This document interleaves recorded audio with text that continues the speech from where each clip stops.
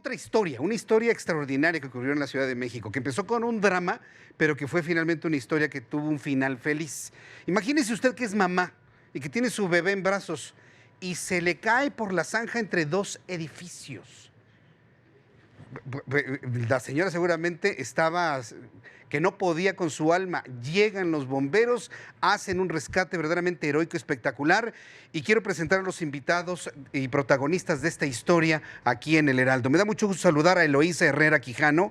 Ella es bombero primero y es una de las mujeres que participaron en este rescate de este pequeño bebé. Eloísa, me da mucho gusto saludarla. Bienvenida y felicidades por ello. Buenas tardes, muchas gracias. Gracias por estar aquí con nosotros. Me acompaña Carlos Navarro, nuestro compañero en El Heraldo, reportero, periodista, que llegó oportunamente al lugar a cubrir toda esta información. Carlos, bienvenido. Buenas tardes, Jesús Martín. Platícanos cómo llegó la información a la redacción del Heraldo, cómo te trasladaste y qué fue lo que viste, qué fue lo que encontraste, Carlos. Muy temprano, los servicios de emergencia de la Ciudad de México reciben una llamada al 911. Los vecinos reportan que había llantos de un menor de edad y ellos logran ubicar los llantos de un menor de edad que estaba entre dos paredes, un espacio no mayor a 50 centímetros. Después de ello, el heroico Cuerpo de Rescate y Urgencias Médicas, el ERUM, y los bomberos acuden a esta colonia Reforma Norte Iztaccíhuatl, ahí en la colonia Iztacalco, ahí en la avenida Plutarco Elías Calles, y se dan cuenta de que efectivamente había una menor de edad muy pequeñita que estaba ahí atrapada. Empiezan a analizar la situación de qué forma pueden pues rescatarla, y entonces en primera instancia intentan que una compañera colgada de una cuerda baje y logre rescatar a la menor, pero el espacio era muy pequeño y por lo tanto no pudieron realizar esa acción. Después toman la decisión de que de forma quirúrgica para golpear las paredes de ahí para lograrla sacar, porque es rápido, pero tiene que ser un golpeteo fuerte para lograrla sacar. Y es en ese momento que el ERUM y los bomberos logran romper las paredes y sacar a la pequeña, que confirman no tenía más de 24 horas de nacida. Eloísa Herrera, ¿cómo se enteran ustedes de esta historia y sobre todo cómo hacen el análisis para determinar la mejor forma de rescate, Eloísa? Bueno, en este caso nos enteramos vía 911, reportan, como comentaba el periodista, reportan un menor. Nunca nos imaginamos que era un bebé recién nacido, ¿no? Y era un bebé recién nacido, entonces. Exactamente, era un bebé, no tenía más de 24 horas de nacido. ¿Cómo es posible? Bebé.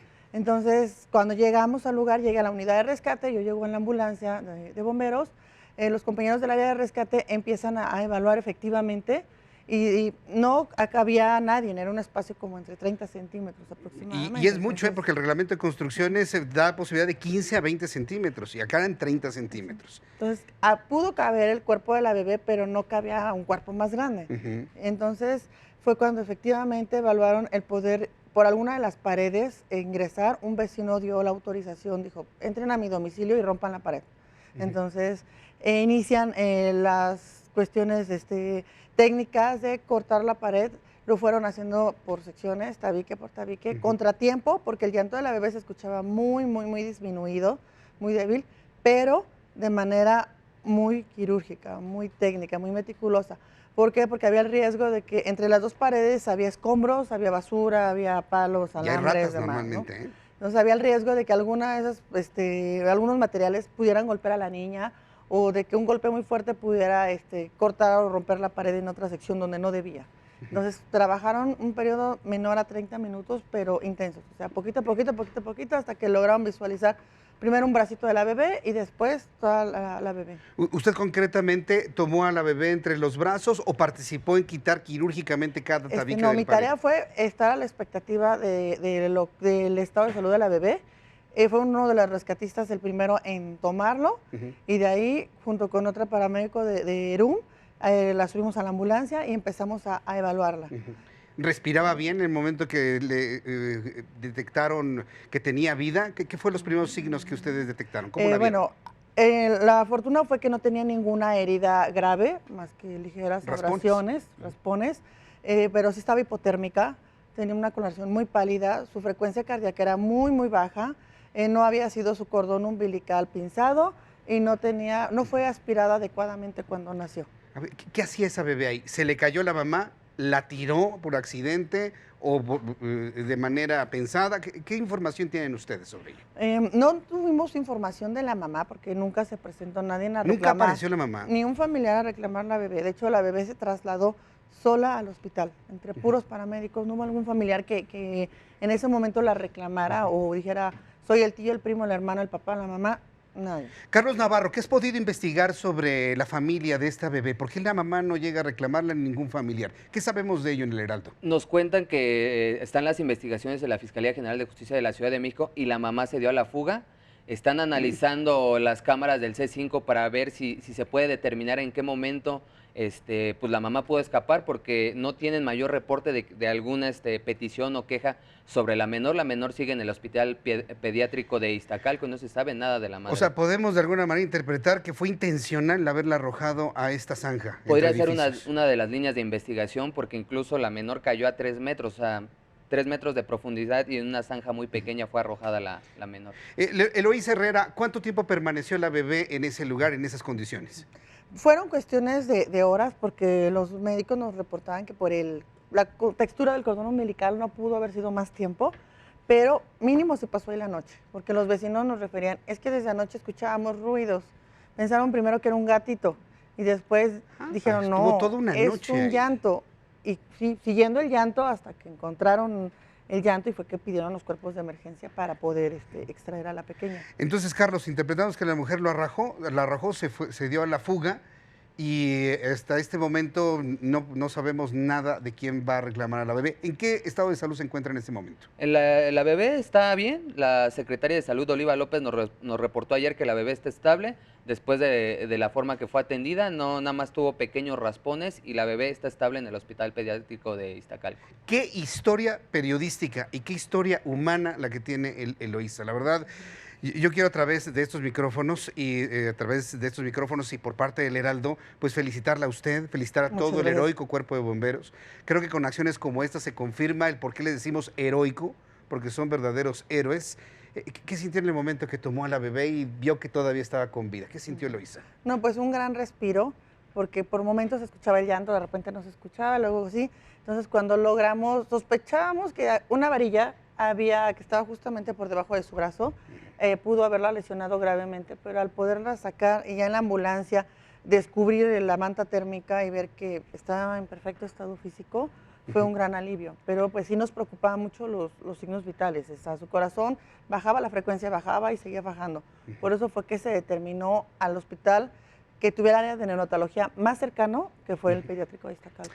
Pues qué gran historia, una historia que seguramente inicia con el profundo dolor de una mujer que no quiere a su hija, posiblemente en cuanto a esa línea de investigación, pero que se convierte en una historia de rescate, en una historia donde los bomberos demuestran su heroísmo. Y qué bueno que llegaron a tiempo, la verdad. Y muchas felicidades por lo que usted hizo, sus compañeros también. Se los reconocemos la sociedad mexicana. Gracias.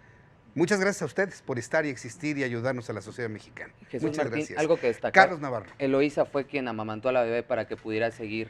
¿Por qué no me platicó Bien. eso? Eso me parece que es importante. Usted le dio el primer alimento entonces. Sí, como le comentaba, la frecuencia cardíaca del bebé no la lográbamos estabilizar, pero ya se había hecho todo lo médicamente posible. Entonces yo tengo un bebé pequeño, tengo periodo de lactancia y pues lo que decidí fue meterle glucosa a su cuerpo. O sea, en ese momento saqué mi seno en la ambulancia, empecé a llenar una jeringa con leche, mientras otra compañera le colocaba la mascarilla de oxígeno y empecé a administrarle la leche. La empezó a succionar, la recibió rapidísimo. Cuando llegamos al hospital logró terminar 2 jeringas completas de leche y su frecuencia cardíaca era estable, su temperatura reguló, agarró colorcito, estaba ya chapeadita la bebé y pues inclusive sus movimientos eran más vigorosos, ya no eran tan lentos. Esa comunicación entre una madre que amamanta y un bebé, pues genera lazos, genera vínculos. ¿Se siente usted de alguna manera ya vinculada con la bebé? Claro que sí. Para mí el hecho de amamantar a mis hijos, independientemente de la cuestión médica de nutrición, inmunología y demás, Es la mejor forma de alimentarlos, ¿eh? Un lazo emocional. Es un momento íntimo entre nosotros, ¿no? Un lazo mamá-hijo. Tengo puros varones. Y el hecho de poderlo haber compartido con una pequeñita, con una nena, no es mi hija, pero fue compartirles parte de esa parte íntima, de ese lazo emocional. Y pues en el fondo también fue como, para mí, de una forma retribuirle el amor que hasta en ese momento a lo mejor no había podido recibir, el calor materno. Yo creo que la bebé, aparte de la nutrición o la energía que le proporcionó la leche en ese momento, fue como el calor de mamá, ¿no? El decir, El abrazo, eso la salvó, el calor quiero decirle. de mamá. Y pues sí, afortunadamente respondió fisiológicamente muy favorable, nos permitió llevarla con los especialistas. Ya afortunadamente en el hospital había médicos especialistas esperándola.